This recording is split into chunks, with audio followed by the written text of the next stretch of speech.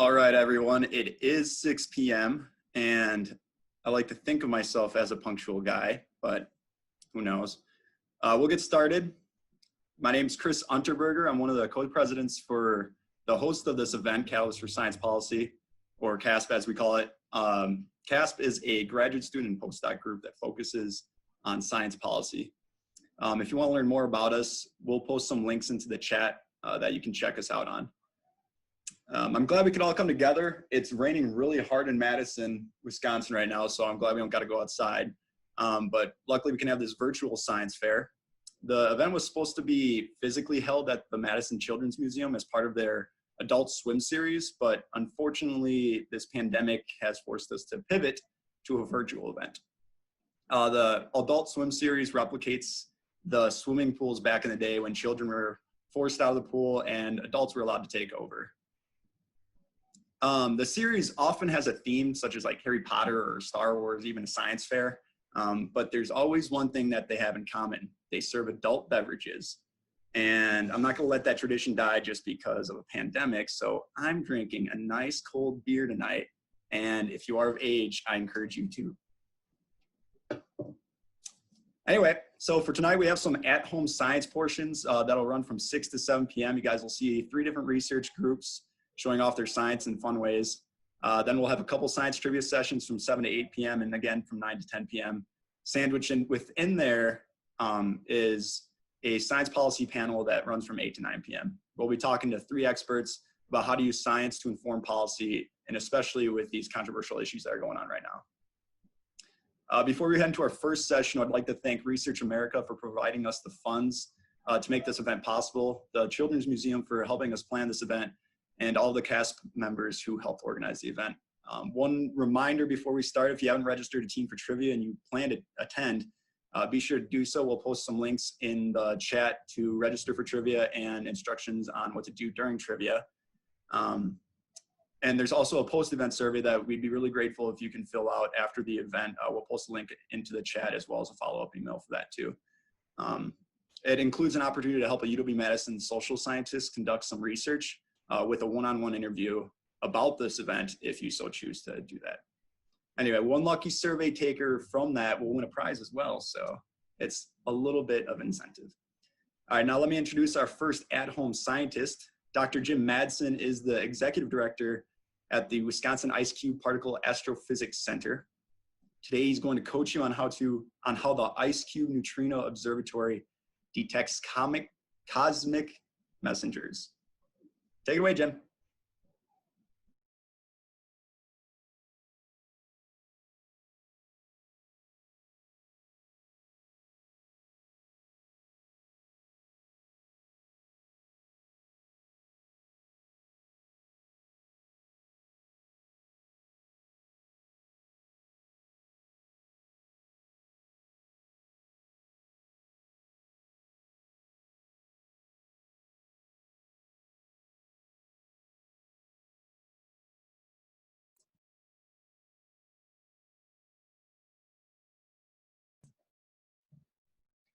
Okay, now can you hear me?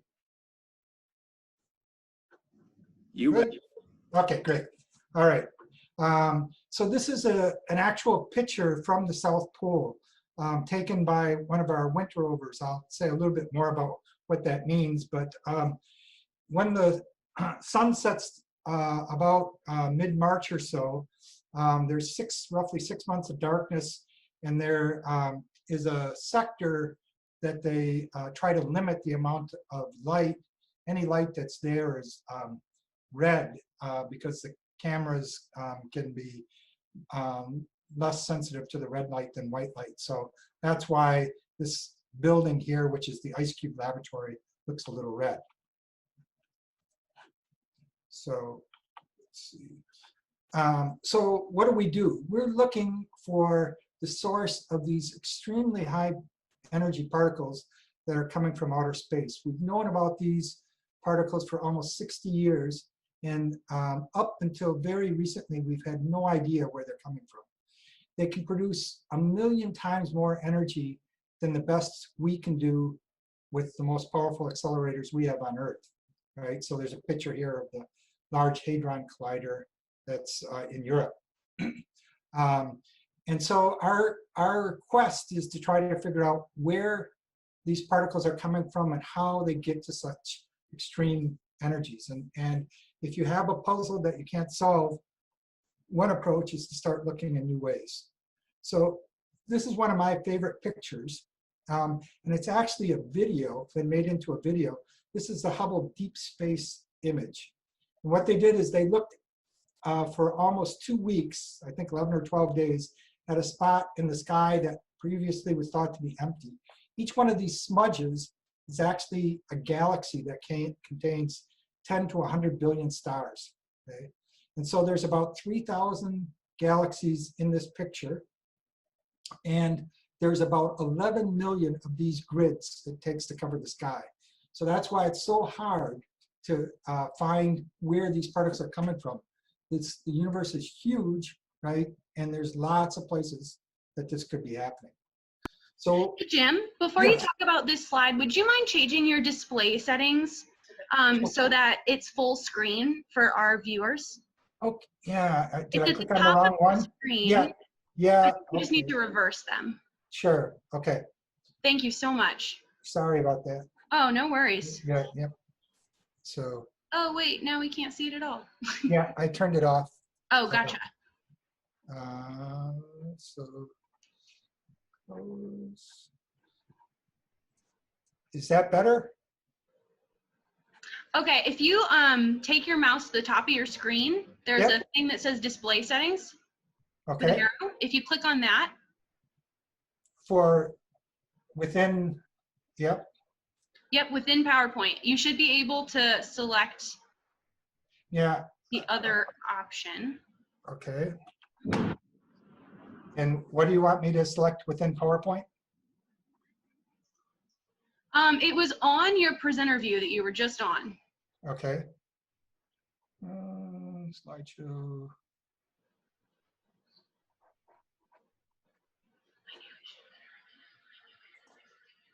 So I'm still, is it still coming out backwards? Yes. Okay. Sorry about this. Let's try share screen. Screen 2. How about now? Any better? Beautiful. That's perfect. Thanks so much. Okay, sorry about that. Okay, so what's a telescope? This is a physicist's view of astronomy, so very basic. There's something way out in space that we're trying to find.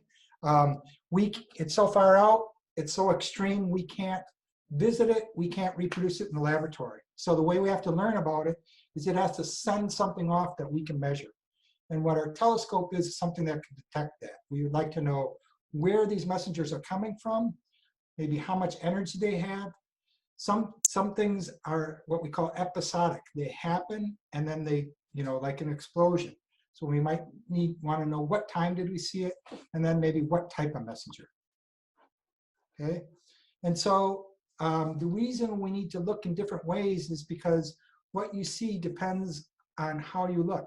So these 2 images at the bottom are familiar, right? That's your hand, and that's what your hand looks like with an optical camera. And you wouldn't be surprised to say that's also a hand on the right there with an X-ray. But what's kind of amazing to me is on the left, that's a picture with an optical telescope of the Crab Nebula. On the right, that's actually the same object taken with a telescope that can see X-rays.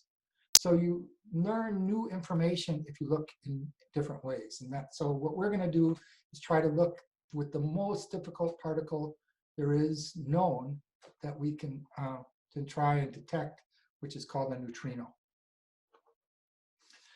So the question isn't whether these neutrinos exist. They're probably, besides light, the most abundant particle in the universe. The challenge is that these neutrinos almost never interact. You have something like 100 trillion neutrinos going through your body every second right now. And in your lifetime, 100 years, you'll maybe capture one. So in order to do this type of science, we needed to build the biggest science instrument ever constructed. And we did that at the South Pole. We didn't do it alone. There's about 53 institutions here, about half in the US, and then you see Japan, New Zealand, Korea, Sweden, Switzerland, United Kingdom, right? And then Germany, Denmark, Canada, Belgium, and Australia. So just to zoom in there, this is what some of the people look like. So you see that we kind of look just like regular people and having a good time, right? So I was asked to say a little bit about the work at the South Pole. One of the crazy jobs we have is we hired 2 people to spend 13 months at the South Pole. So they went down in about November. This is John and Yuya, and they will come back next December. They'll spend 13 months. They'll overlap 1 month with the next winter rovers. The last plane left about mid-February. The next plane will not show up until about the end of October, or almost the end of November. So you need to be able to deal with isolation in order to survive down there. So there's some pictures of them at the South Pole, sitting outside the IceCube laboratory during the summer months, and there's the IceCube laboratory under auroras. Okay, here's a picture of me and an undergraduate student at the South Pole.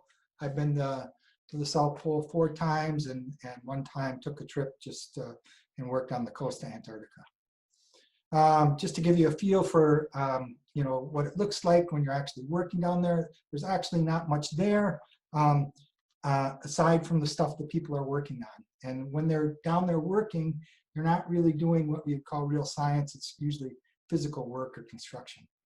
So here's the group that was part of a team that was drilling holes in the ice for an experiment. Okay, and here's, again, gives some idea. The plane here is an LC-130. That's the main transportation and cargo link from the coast of Antarctica. So how do we find these neutrinos? We have to put a grid of light sensors in a clear medium. The first people thought of doing this in water. Francis Halsen at UW-Madison actually got the idea of doing this in the ice at the South Pole. So we made the biggest science instrument. We drilled holes 2,450 meters down and then instrumented the bottom 1,000 meters with 60 light sensors. The distance from one hole to another is 125 meters. You can kind of get an idea of the scale from the Eiffel Tower here. So I won't go into the detail, but just again to give you an idea of the scale. Here's downtown Madison. Basically, the detector would cover this whole area. So this is what it looks like. An invisible neutrino comes into the detector, and boom, it interacts there, creates a charged particle that goes through the ice that gives off light. And we have these very sensitive light detectors in this grid. And from that pattern, we try to determine which direction and how much energy, and if we can, what type of neutrino it was. Here's another example. This is what's called the downgoing one, because it starts from above the Earth and goes in towards the center. So if you're standing at the South Pole, this would be coming down, right? And then here's a third example. This one here is a different type of event. See how the light started right here in the center and it's kind of going outward, right? So that's called a cascade event. So we have tracks and we have cascades. You're going to need to know that because we're going to have a quiz here at the end. Okay. So what does IceCube see? What we see is this light that's given off by neutrinos that interact. Most of the neutrinos go right through the ice and make no signal. The unlucky ones knock into a proton or a neutron, create electrically charged particles, and they give off the light, and that's what we record. So the sequence tells us the direction the particle is going, the amount of light that we see tells us the energy, and then the pattern tells us what type of neutrino, which physicists give the whimsical name flavor. So there's electron neutrinos, muon neutrinos, and tau neutrinos. So on the bottom one here, this is a track, right? Red is where the first light was detected. Blue was the last light, okay? This one here is a cascade event. The light starts in the center and kind of goes spherically out. And this one here, we won't talk about so much, but that's what's called a double bang or a tau neutrino. So I won't say a lot about this because we had a little trouble getting started here, but everything we do is oriented relative to the South Pole. So a downgoing event, right, goes from the outside in towards the center. And so if I was standing at the South Pole, it would be coming down into the Earth. An upgoing event, believe it or not, there are particles that can come all the way through the Earth and go out, would then appear to be coming through the Earth and coming out into the sky in the southern hemisphere, okay? So that's what we need to know. Downgoing like this into the detector, upgoing starts from the center and goes out, okay? So this is the golden age of astrophysics. So many exciting things. You maybe have heard about gravitational waves and these mergers of black holes, but the IceCube neutrino project is in a similar accomplishment to those. Really exciting project to be involved with. And it's the synergy between science and technology that drives this progress. So we make progress in science that enables new technologies enables us to do better science. And it's always this quest to understand the unknown that keeps us going, right? So now what we're going to do is see if we can make sense of some IceCube data. So we're going to go stop at this screen share, and then if I can do this right, we're going to go and try and get my, let's see here, yeah, IceCube particle ID. All right, and are you seeing this screen now? Okay. Yeah, that looks great. If you don't mind just scrolling down a little bit so that we can see the full event take place. All right. Yeah, let's see if I can figure this out, how to do this. Is that better? I'm afraid it hasn't moved on our end. Okay. Yeah, on my screen, it's not. Oh, there we go. Okay, is that better? Yes, that's perfect. Okay. All right. So here's our deal. What we're going to do is show you some events, and you're going to have to tell us, you think this is an upgoing track, right? A downgoing track. So remember, at the bottom here, this is, so upgoing would be starting from the bottom and going up. Downgoing would be starting from the top and going down. Then a cascade, remember, is the one that starts at the center, central ball of light and goes out.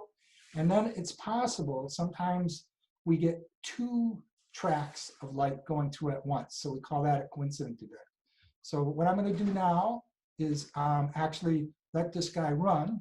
So let's see, reset counter. I don't know what happened to my. You want me to wash these off right here? Yeah, let's see. Why isn't it? I'm not sure why we don't see that. All right, I'll just do it manually and go through here.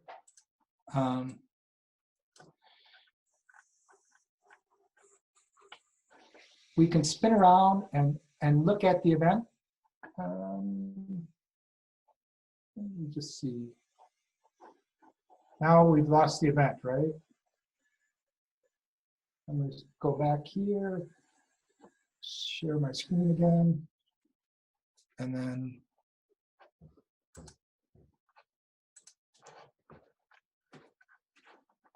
okay.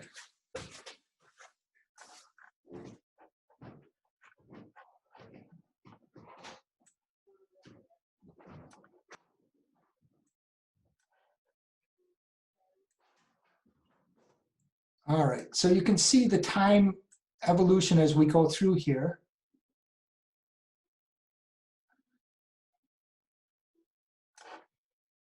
So I'll give you a moment to try and submit an answer.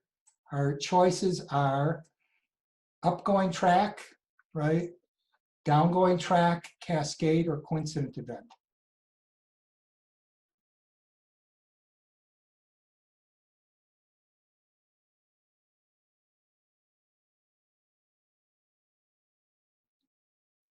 Okay.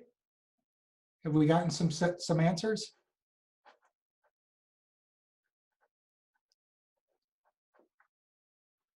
So good, we've got 56% who say upgoing, some downgoing, a cascade, and coincidence, okay? So let me see, I'm gonna say, I think it's an upgoing. We'll see what we get. Upgoing is the winner, so that's great. We'll try one more and then you can let me know if we want to go on. There we go, now the play is in. I don't know why that didn't play. So here we'll show an animation. And we can actually look at it from different directions. So sometimes it helps if we go and look at it here. Okay, go ahead and submit answers for this one.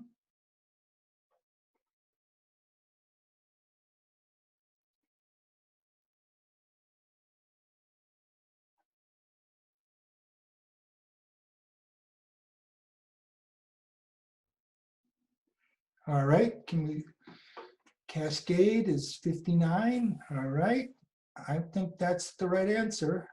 So let's go back up here. Correct. More than half of you are astrophysicists. Should we try one more and then we'll move on to the next presentation? One more sounds good. Sure, we'll do one more. Okay.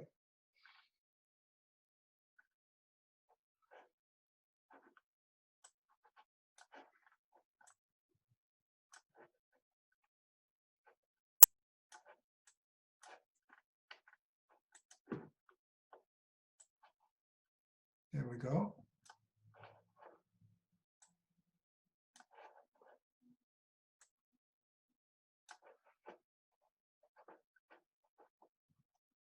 Oh, this one's a harder one. All right. I think I know what it is, though. I'm going to say upgoing. All right. So you can see it's not trivial, right? And it turns out the computers are pretty good at doing most of these, but they can get fooled. For a long time, if there were 2 tracks going through, that was difficult for us to do. We can now do that, but if there's 3, it's still very difficult to write an algorithm that will pick those out, but you can do that by eye. All right, so I hope you learned something new and you got a chance to be an astrophysicist. Right on. Thanks, Jim. That was awesome. I love the interactive event maker. Oh, it's so pretty. Anyway, that was great. I loved it. I love all you guys are astrophysicists. That's awesome. Yeah. Okay, I'm gonna plug a reminder before our next presenter to register for trivia. If you haven't done so, there's instructions in the chat. But our next presenter is Dave Bloom, who is the Patent and Trademark Resource Center representative for the UW-Madison campus. He works with inventors and entrepreneurs throughout Wisconsin. So let's hear what he has to say about patenting new inventions. Let's hear what you got, Dave. Thanks, Chris. First of all, I'm going to put a couple of links into the chat right now. This is going to have to do with an activity I'm going to introduce later on. And that's also going to be posted into the Facebook page for any folks that are following along on Facebook. So, whoop, lost my video. Okay, I'm going to share my screen.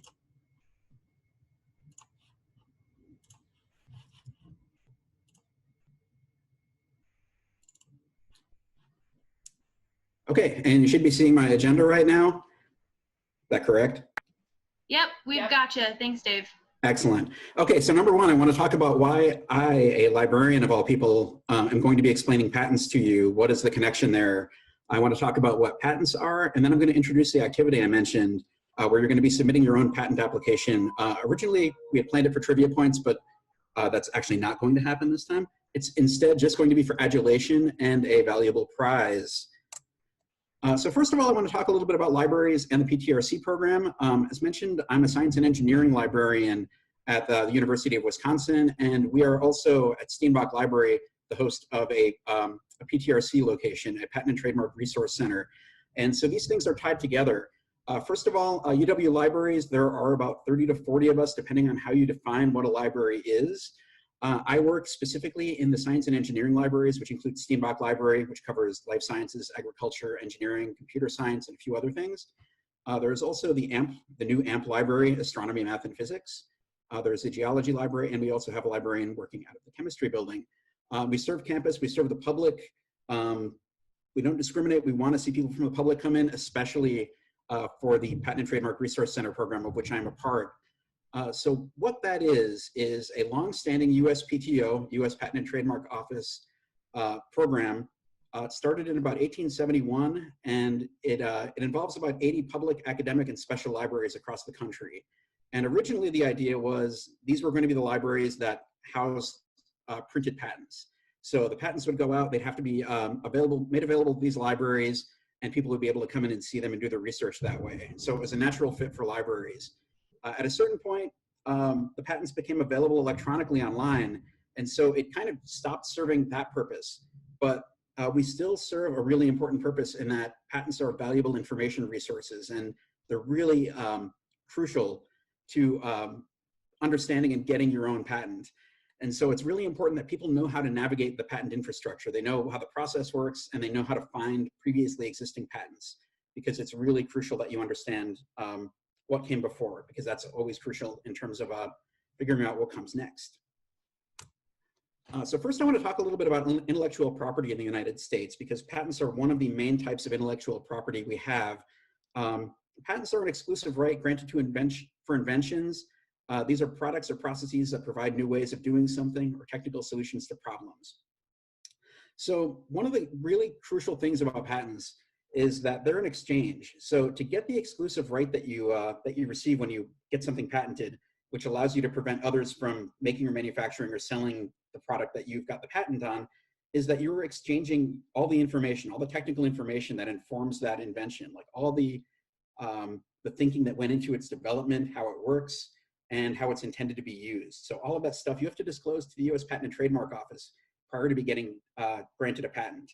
So it's this really crucial information process too. It's not just a matter of the exclusive right, it's also a matter of writing out your patent application in a way that makes it readable, makes it something that someone else would be able to use. Because the thing about patents is that they expire at a certain point. 20 years is the max typically, but they can expire in less time depending on how you pay your fees, if you don't pay your fees.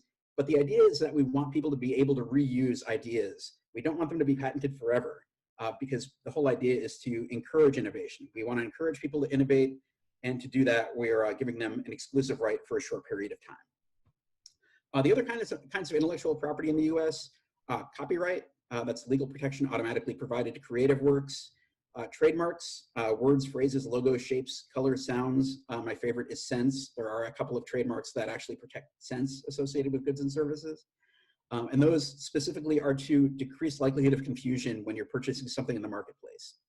And then finally, not finally, but one of the other big ones is trade secrets. And this is business information for which confidentiality is key to maintaining the commercial value. So this is something that you would never register. It's not something that's given automatically exactly. It's something that businesses have to engage in to protect.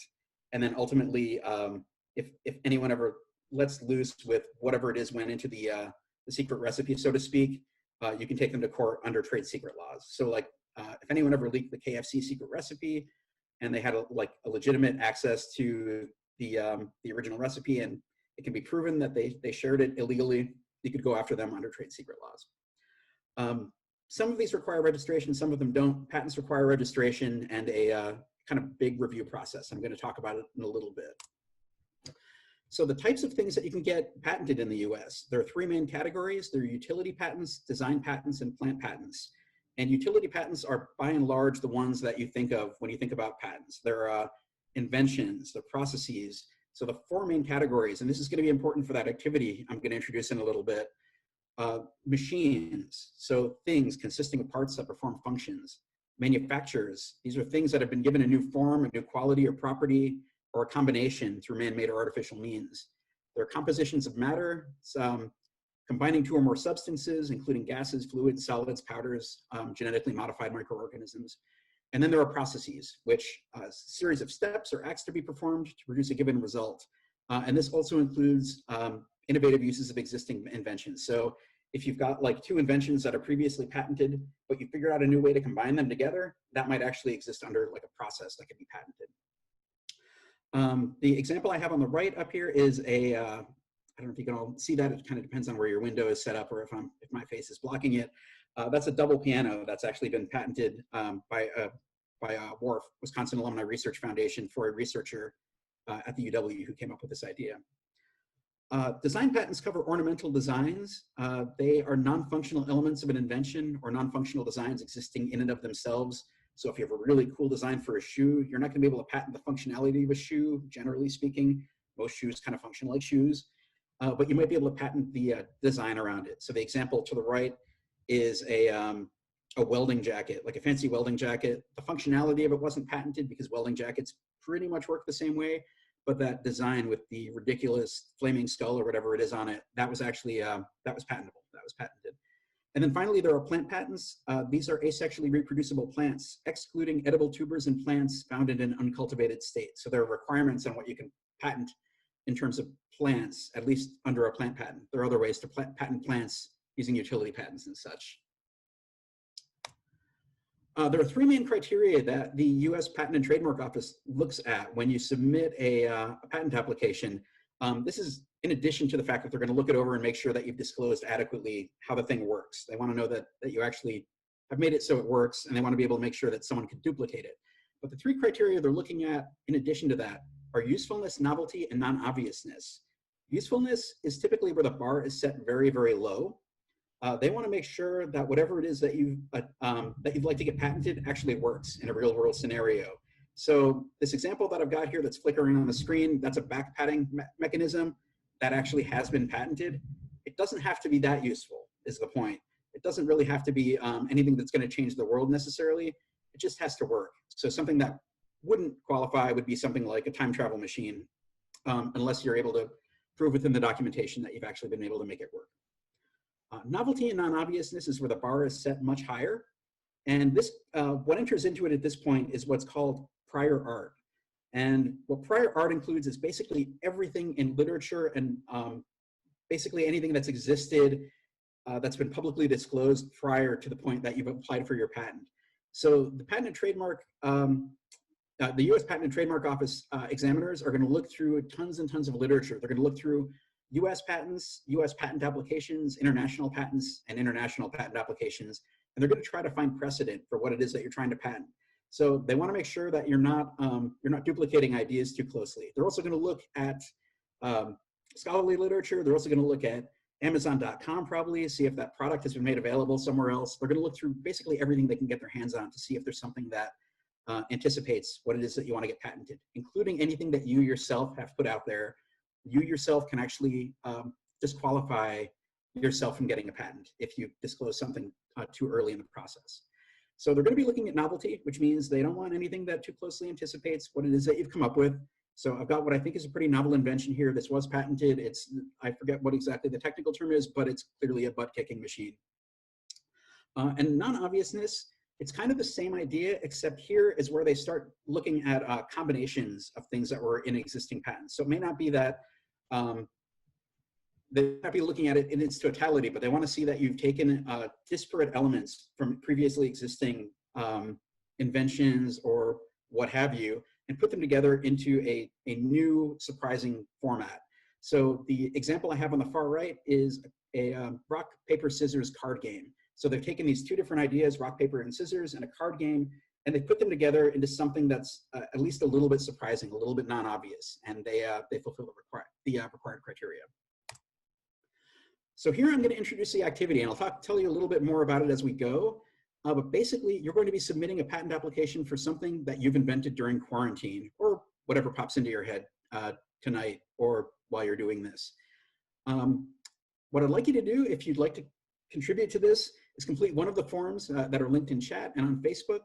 and include a visual depiction. So there's going to be a way to upload this through the Facebook or the Google form that I've created. And if you don't have a Google login, I've given you an alternate version. And the workaround there is you're just going to send me. I have my email address on the form, the design itself, and I will put together the application for you. So why? So respect and adulation of your peers, for one. You're going to get your very own PDF of a fake patent application, which is kind of cool. And you also get the chance to win a valuable prize, which is one of our Steenbok cows. It's a squishy cow. It's pretty cool, very coveted on campus. So you'll get one of those if you're the winner. Here are the guidelines. The invention must be patentable matter, but we're going to take a very simplified approach to this. So what I encourage you to think about are machines, manufacturers, processes, compositions of matter, and ornamental design, since I think those are things that maybe are somewhat doable within the context we're working in. Maybe not composition of matter so much, but that would be cool. Unexpected but celebrated. If you can come up with an asexually reproducible plant in the next 10 minutes or so, or during the course of the evening, that would be awesome. I'd be really impressed, and you'd pretty much win for sure. What are not going to be allowed are works of literature, music, film, or visual art, because those are covered by copyright. Logos or jingles, those are covered by trademarks. Secret recipes or proprietary algorithms, which would be covered by trade secrets, or laws of nature, abstract ideas, or inventions designed specifically for the creation of nuclear weapons, which are actually called out in the examiner's manual as not something that you can actually patent. So don't do any of that stuff. The invention also has to meet the 3 criteria, but also a really, really simplified version of that. Usefulness, we don't have to lower the bar that much. The thing is, you don't have to prove to us even that it'll work. Just that it feasibly could work, even if you haven't figured it all out yet. In terms of novelty, it's just got to be novel to the best of your knowledge. We're not going to be checking against any prior art. We're not even going to be taking a look at Amazon to see if there's anything out there that completely anticipates it. And for non-obviousness, pretty much the same deal. There's some loopholes you can use in designing your inventions. Safety is not required. The US Patent and Trademark Office does not review for safety. The patent over here on the right is actually a patent for a centrifugal birthing device, and it looks terrifying, and I can't imagine that anyone ever used it, but it was patented. They don't look at safety, so we're not going to either. The actual patenting process takes years. We're only going to be taking a few minutes, and when I say we, it's going to be me and a few of my colleagues from the libraries. Some general advice. Your submissions, including your name, are going to be shared via Zoom and Facebook, but you can withhold those on the form if desired, or you can use a fake name. But I really want to encourage you to share them because I think it'll be fun, and I want all of your colleagues to see what you come up with. Don't submit anything you'd actually like to patent, because this would count as public disclosure, even though it's kind of a sealed off world we're in right now. It's still kind of a public disclosure, so don't really show us anything that you'd actually like to patent. We're also easily amused. Silly is awesome. We encourage full silliness. And to give you an idea of what we mean by silly, here are a few examples that my colleagues and I have come up with. So we've got a multi-holiday celebration ornament. So it's an ornament that can be used over and over again for multiple holidays. We've got a pedal-operated faucet for home use. So you can use hands-free operations of a kitchen sink faucet. You can save water by requiring constant pressure. I imagine you get a little exercise also by using the pedals under the sink. And then I came up with a thong mask. Since you've got to look stylish, you've got to get your tan, even if you're wearing a mask for COVID protection. This is a really good solution. And again, the US Patent and Trademark Office doesn't review for safety, so I've taken full advantage of that. And then finally, I want to leave you with my contact information. Ultimately, we want you to go to the libraries, especially if you're a UW affiliate, but otherwise too. Our website is www.library.wisc.edu. To get in touch with those of us at the science and engineering libraries, you can get in touch with us at askcell@library.wisc.edu. And then finally, my contact information is down here at the bottom. My email address is also going to be included with the forms. So if you have any trouble uploading your submissions to the forms, just please let me know. And with that, I'm going to take a look and see if any questions have come up during the point where I was during my presentation here. It doesn't look like it. I guess I didn't really ask for questions, but does anyone have any questions off the top of their heads? You can add your questions in the Q&A function at the bottom of your screen.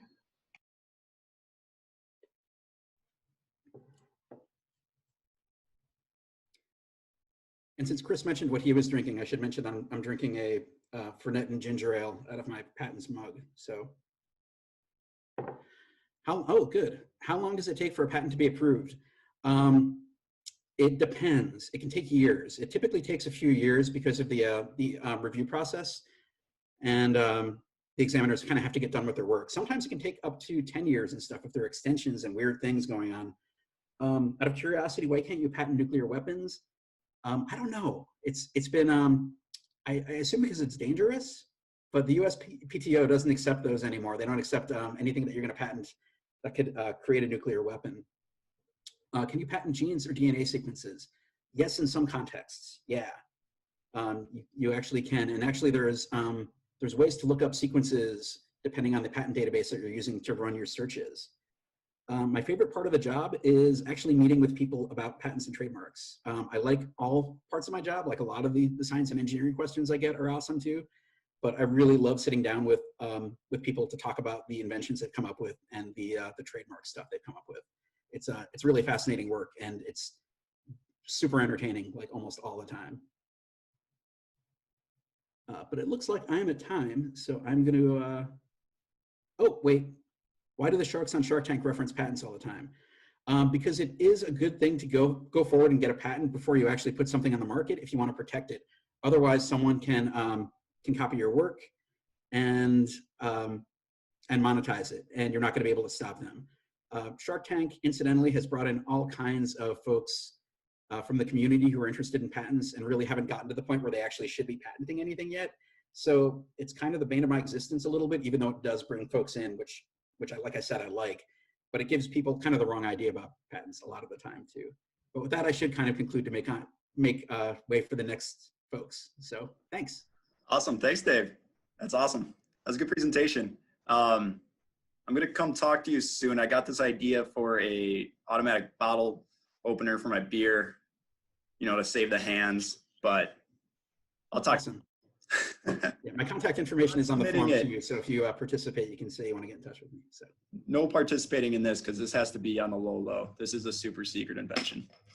But anyway, another plug to register for trivia if you haven't done so already. Links are in the chat.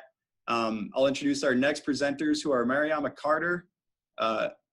Forgive me if I pronounce that name incorrectly. Hendrich and Katharina Wigg. They're all graduate students in the plant pathology department here at UW-Madison. And they're going to explore what is eating your plants. So go ahead and take it away. All right, hello everyone. Share my screen.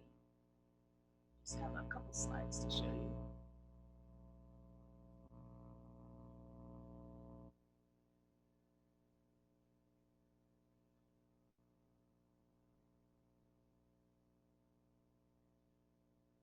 Okay, hope everyone can see that.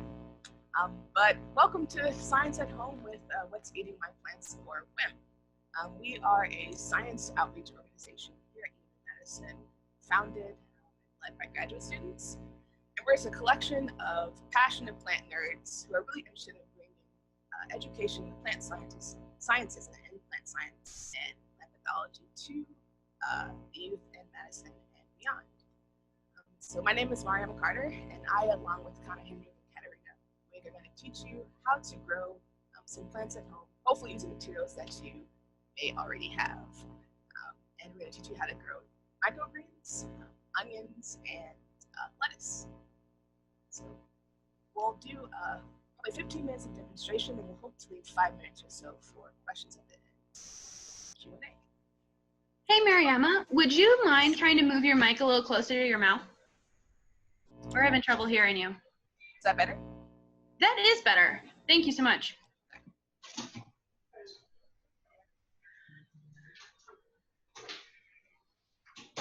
Okay.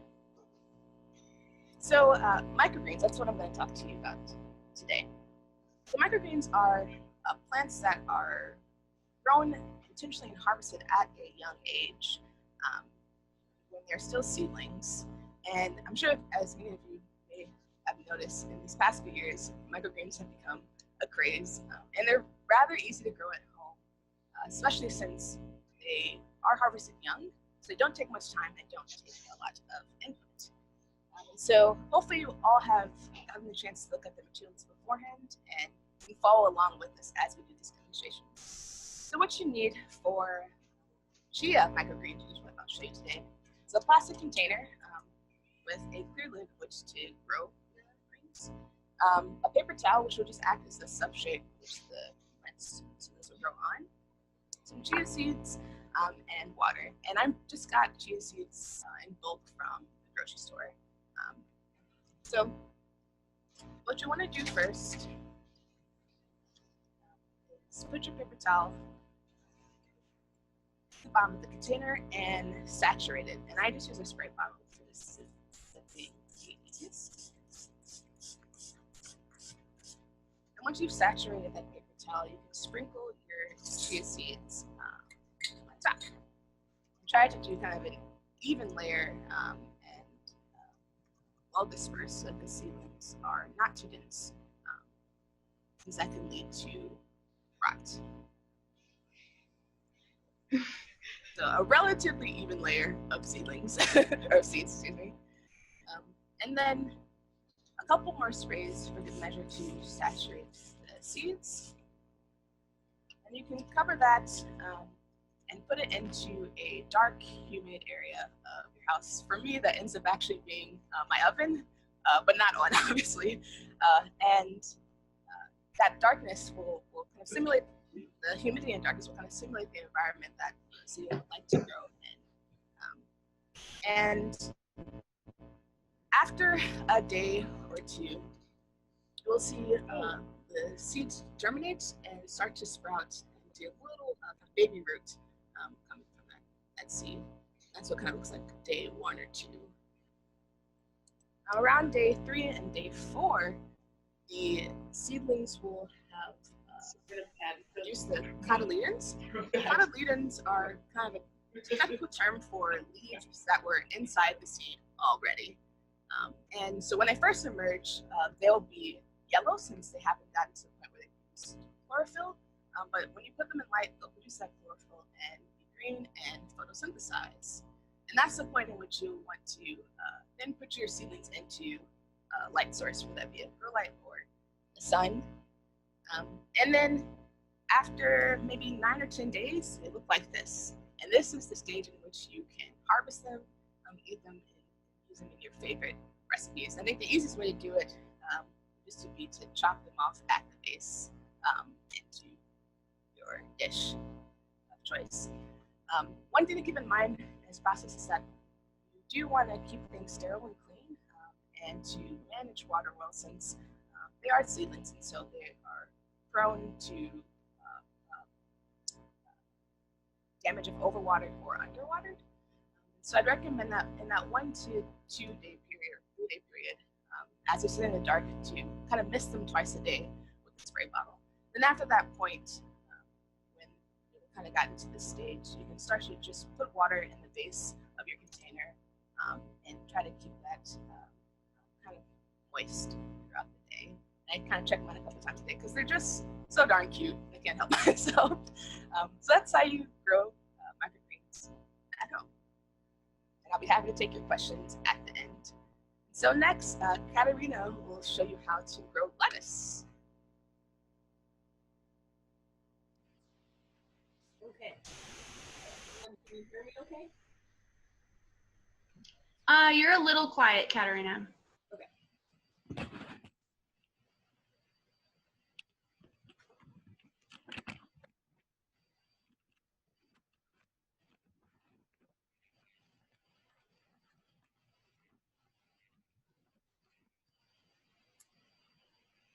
Okay, is that a little bit better?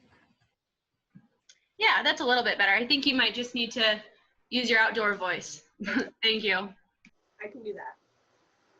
So today I'm going to show you all how to grow lettuce at home. You'll need a couple of things.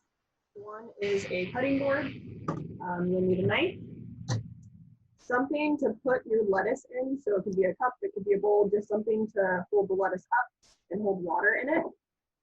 And then a head of lettuce from the grocery store. So you'll need a full head of lettuce, not the cut pre-mixed salad mix for this. So it's pretty simple. Once you got your lettuce, and I've tried this with romaine and red leaf lettuce. This is green leaf lettuce. You can really try whatever lettuce you'd like. You're going to want to cut it at the base, leaving about 2 or 3 inches at least. So cut all the way through.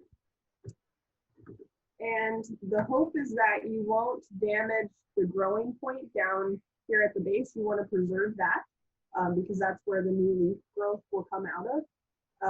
Once you have that cut apart, you can wash and clean this, spin it, and use it in a salad mix, or you can use it for a wrap. And then what you'll do is take your glass, set the base of lettuce in the glass, and then you're going to pour enough water to cover the very bottom of the base. And you want to have about half an inch to an inch of water covering the base. And then once you have it at that point, you'll put it in a sunny window, or if you happen to have some grow lights at home, you can put it underneath that. And then this is what it looks like after 1 day, so not a whole lot yet. And this is something that's been going for about a week or so. So you can see the new growth in the center. And you'll want to change out the water daily. It can get kind of icky after time. And once you see some roots growing from the base of the plant, you could actually put it in soil if you'd like. So that's how you grow lettuce at home. And then Connor will show us how to grow onions at home. All right, yeah, so I'll be talking about how to propagate onions. So let's look at my workstation. And so this will be very similar to what Kat talked about with the lettuce. So you need a cutting board, a knife, you'll need some water, and you'll need some sort of pot with a little bit of potting soil in it. And you can use this with any type of onion. Green onions, this will also work. And so the first one, we'll look at this onion bulb, and we'll note that there are 2 poles to the bulb. There's sort of the leaf end, and then there's the root end, which is what we're interested in. And so what you do is you'll cut off the root end of the onion. So this bit that you normally toss out, and you want to keep like maybe a ½ inch or so of that bulb on with the root. You'll take that, you'll take your pot, and you'll add a little bit of water. You don't want too much water. You want it to be damp, but not sopping wet. If you have too much standing water in your pot, your onions will just rot. And I can tell you in preparing for this that rotten onions smell about as poorly as you would expect them to. So you'll take your cut onion root and you sort of slip it down into the dirt, about a ½ inch or so down, cover with soil, and you want the root end to be down. And you'll take that and you'll put it in a sunny area, so in a windowsill, or better yet, if you have someplace outside that has full sun, you can put it in, you put it there, and then you just let it grow.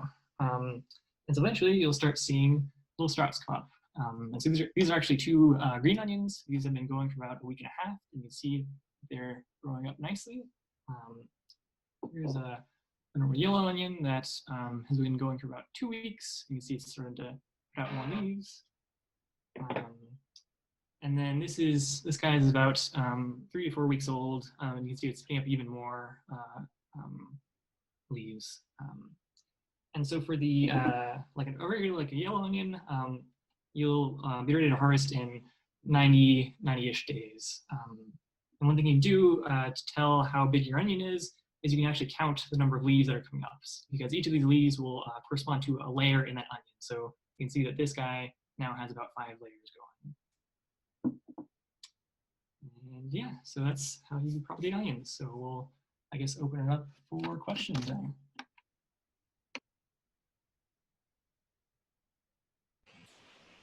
So one last thing, we now want to challenge you all to try to grow some of these plants in your own spaces. And we want you to share your pictures with us on Twitter, on Facebook, for a chance to win a WEMP/Patentology gift basket.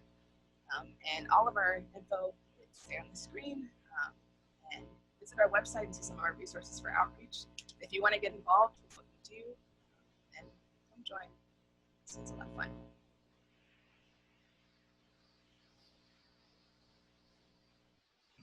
Awesome. Thanks, guys. Again, if you have any questions, throw them in the Q&A at the bottom, and they'll answer them as they come up. We'll give it about 5 minutes or so worth of questions.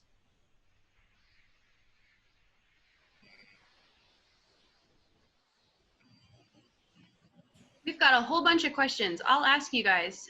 So Elizabeth's wondering when the chia seedlings should be moved into light. Yeah, so the chia seedlings, I move them into sunlight once you see the cotyledons emerge. That would be around day 3 or day 4.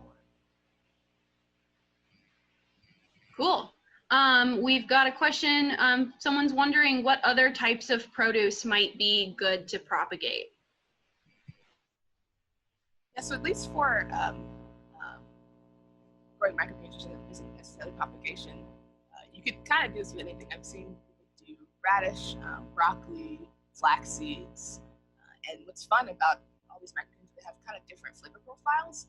So you can kind of grow what you like most and experiment and see what tastes best with whatever you're cooking.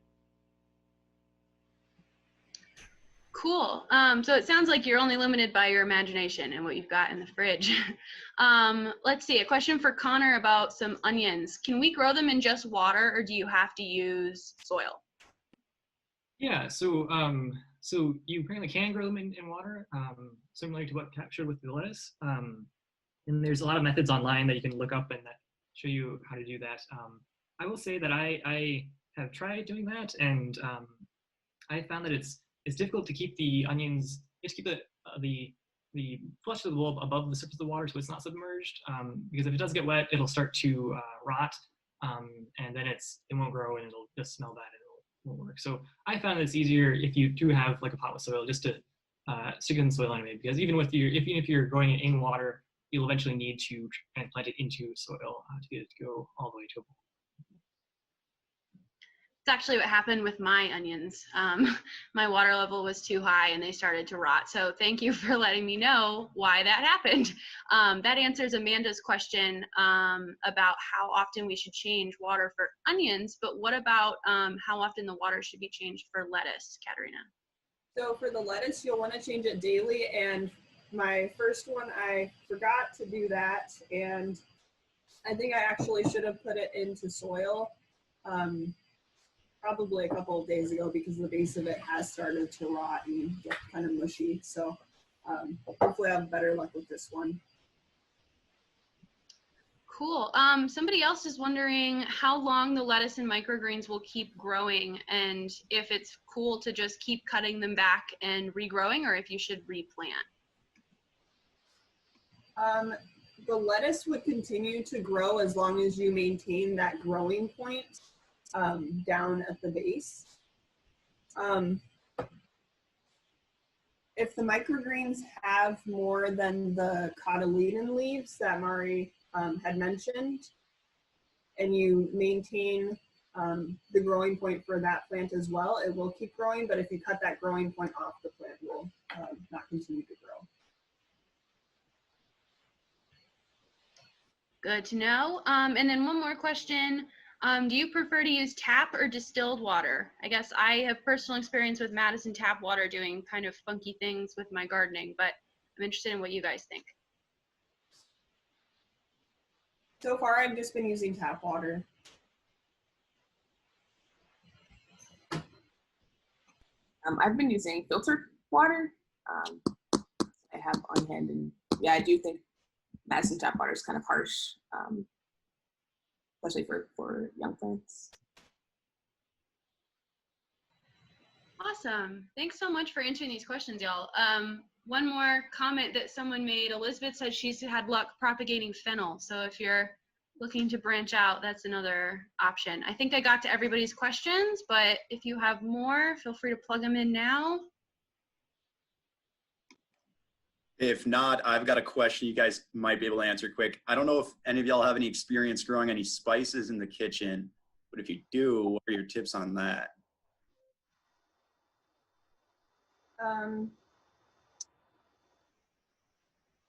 I really haven't grown a whole lot for spices. Right now I have some lavender and rosemary outside, but the plants are pretty small. But nothing like pepper I haven't grown. Well, rosemary is the only spice you need, so that's fine.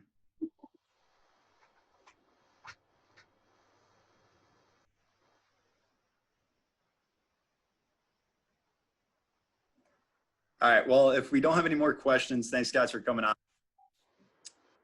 And we'll see you guys later.